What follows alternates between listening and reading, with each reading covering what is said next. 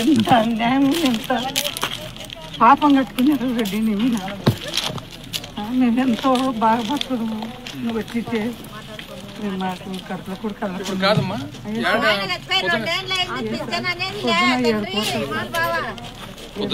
ఎంతమంది పోతున్నారు?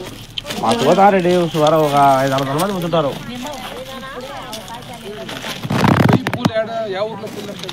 పూలు పత్తి మాకు ఘోరమైందిలే మా బస్సు.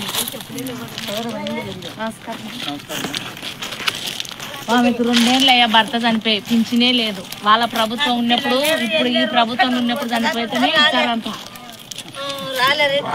నువ్వు ఉన్నప్పుడు అన్ని వస్తుండే, చచ్చిపోయేది మన చేతుల్లో ఉంటే ఇంకేముంది. నువ్వు ఉన్నప్పుడు అన్ని వస్తుండే తండ్రి, అన్ని వస్తుండే. ఇప్పుడు యావే అన్ని రావడంలే, అన్ని బంద్ చేసే అన్న తున్నాయని చెప్పారమ్మా. అమ్మఒడి రాలేదమ్మా? అమ్మఒడి ఏం రాలేదు, పిల్లలకి రాలే, అమ్మఒడి రాలేదు.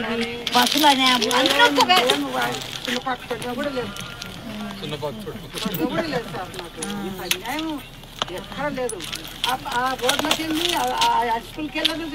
ఎక్కడెక్కడల్లో పొగుడుకుంటున్నారు రెడ్డి మిమ్మల్ని. రాజరెడ్డి బాగా చేసినాడు, రోడ్లు బాగా చేసినాడు, పిల్లలకి బాగా చేసినాడు అని సింధులో కూడా అంటున్నారు.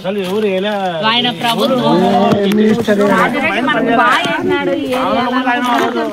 డోన్ల హాస్పిటల్ బాగా కట్టించినాడు, స్కూల్ బాగా ఇప్పుడు మళ్ళీ ఫలంగా బాగా 10 మంది కూలీల కోసం అంతలా బండి వేసుకొని ఇంత సాయం చేసినానికి ధర్మం లేదా? ఇంత సాయం చేసినందుకు ధర్మం లేదా? అది కొండను చూడు ఎంత పడి చేసినాడు.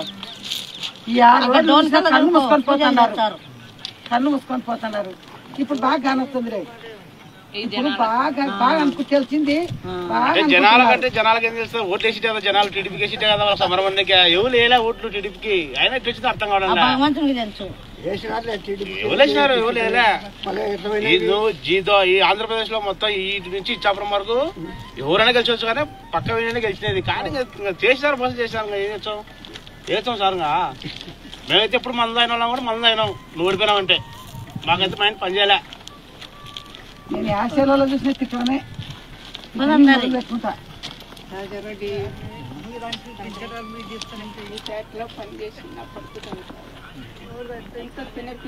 పుచ్చలలో అప్పుడు మనం